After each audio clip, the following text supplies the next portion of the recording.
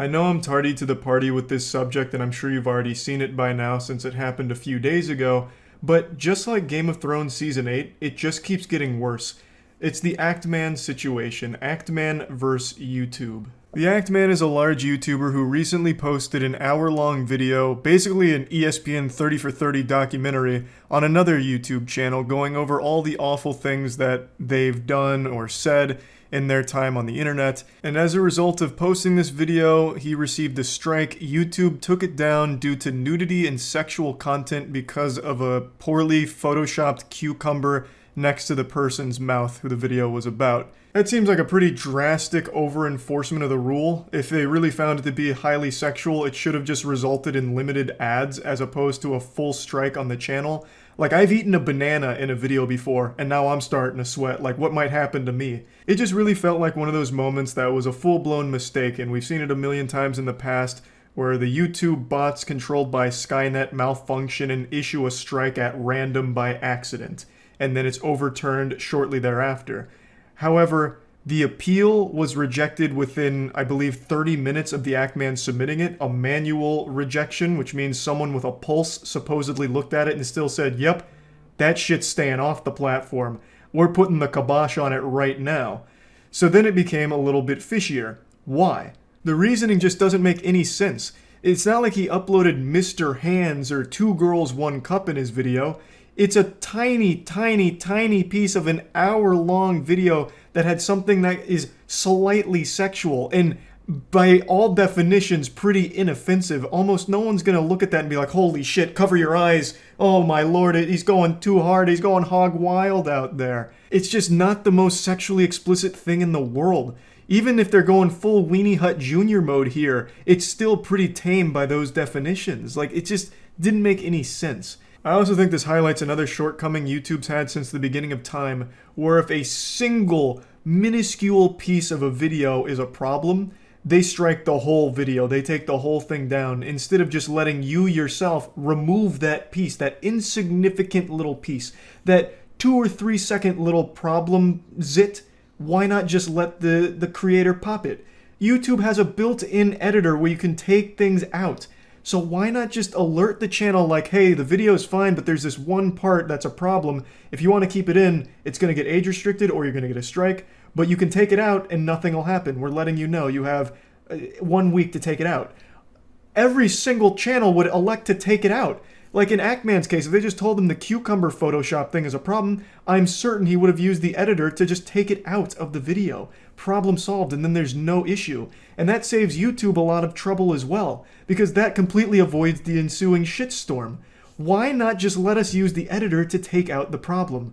It's something that I also pitched to Susan, the CEO of YouTube, when I talked to her, and she thought it was a great idea, as did the policy head.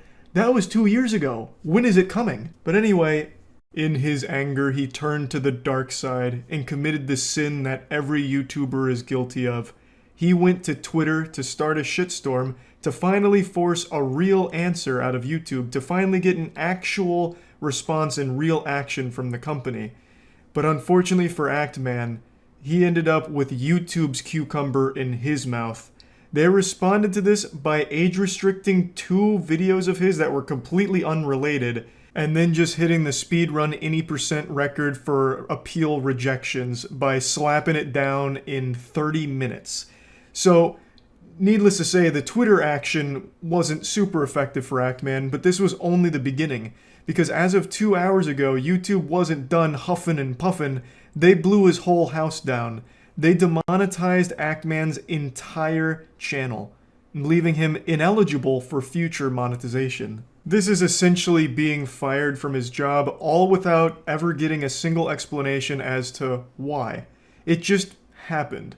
So this seems like a complete failure on YouTube's part here, and everything that resulted after the initial strike was done in pure pettiness. There's one more thing I'd like to talk about, and it's a little unrelated to the exact Actman situation, but it has to do with the way YouTubers get YouTube's attention directly. As you've noticed throughout the entire history of YouTube, every time there's a problem, people go to Twitter to talk about it, and vent about it, and tag YouTube in it. And the reason for that is because for most channels, that's the only means of getting a response from the company. Do you know how fucking pathetic that is? To have people like Actman, who are essentially employees, having to go on Twitter and publicly whine about their boss? That's so demoralizing. Having to grovel at their feet, cry and beg for just a little scrap of information as to what's going on and if they can lend a little hand to fix a problem. That is just the worst system of all time. But that's the only way most YouTubers have any access to the company. And it seems to be the only efficient way of getting things solved. And I'm guilty of doing it too. I've gone on Twitter to take a fat dump Baruski on YouTube for something they fucked up on. Because I try every other alternative going through all of the proper YouTube channels, but it never leads to solutions. The only thing that does is by making a big hubbub on Twitter about it. It's just so pathetic. No YouTuber or anyone wants to be publicly whining on Twitter about a problem. They want it to be fixed behind the scenes, and YouTube shouldn't want it to be a big problem on Twitter either. The Actman shit has been trending for like 12 hours now. It's like the #1 trend in the world. And it's bad for YouTube, but he's tried everything else. He's been talking to his partner manager, whom I'm just going to say seems like has no power in this situation, which is about par for the course because a lot of times partner managers have absolutely no ability to solve problems. They're fundamentally just hall monitors for the principal, but don't actually have any level of power, unfortunately, though I do believe they should because every partner manager I've ever known at YouTube is a great person, really on the side of creators, but their hands are tied with what they're given from the company and how to handle problems. So the only thing YouTubers can do is once they exhaust their partner manager, if they even have one, and once they exhaust all the official channels, all they can do, the only thing left, is to make a big deal about it on Twitter. And it sucks. It sucks for YouTube because they look like shit, per usual. And it sucks for the creator because no one wants to just be publicly, making a big scene about shit that should be private. It's just so frustrating that it's been like this for years with no signs of changing. They need to improve the communication.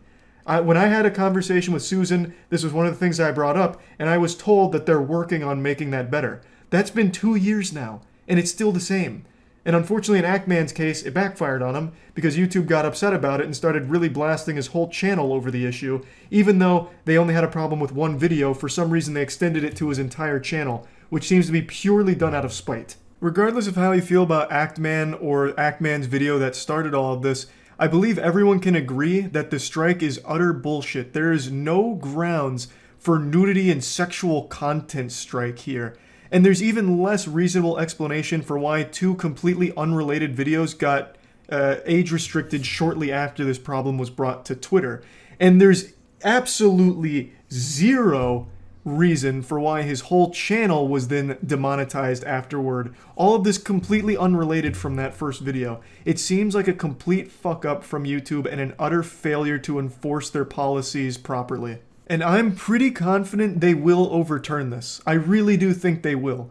I think at some point it'll go up the right chain and the right people and they'll realize that all of this was a big mistake and they'll overturn it. But they need to not only accept responsibility, but improve the system that keeps failing the platform. There's no reason, again, why YouTubers have only one course of action, which is to go to Twitter. Partner managers need more power to fix things. There's just no downsides to giving partner managers more power. Legitimately, only good things can come from that. It's not like it's going to birth Dr. Doom. There's not going to be some rogue YouTube employee partner manager who just becomes a supervillain and, uploads Goatsy on everyone's channel or some shit. If a partner manager has more power and can actually solve problems like Actman's here, which would only take a couple of seconds to recognize that this is an over-enforcement of their policy and a mistake, then that whole problem gets shut down immediately, and it never makes it as far as this one has in the public eye, where now it's a huge thing on Twitter and YouTube and Twitch. A lot of people talking about it on Twitch too because it's such a big, wide-ranging issue. None of that happens if a partner manager can just solve it themselves. But unfortunately, we don't live in that utopia. We're fucking condemned to this dystopian Narnia where YouTube has this archaic, awful system in place that nothing ever gets solved unless there's an absolutely massive public backlash against the company. So now everyone sees how stupid YouTube looks and how mismanaged and dysfunctional these systems are, and it's a bad look for the platform. It's bad for creators, and it's bad for the platform that there is no actual way of solving problems privately. It has to be done publicly in the public eye on Twitter in order for things to get solved on YouTube. That's so silly. Give YouTube partner managers more power to fix problems, and you solve a lot of reputational damage to YouTube. They can avoid so much conflict in the future if they just give those partner managers the ability to fix things. Everything that's happened to the Act-Man this week is absolutely terrible. It's awful, but I am confident it's going to get overturned and fixed. But it's still extremely embarrassing for the platform as a whole that the only way these things get fixed is when there's a big enough public backlash for it. There just needs to be a better system in place, or this is going to keep happening forever, as it has been for the last decade. Just fucking fix the problem. Partner managers really do everything they can to help their partners on the platform, but they just don't have many tools of helping. Give them those tools, and you will stop issues like this. That's about it. That's about it. See ya.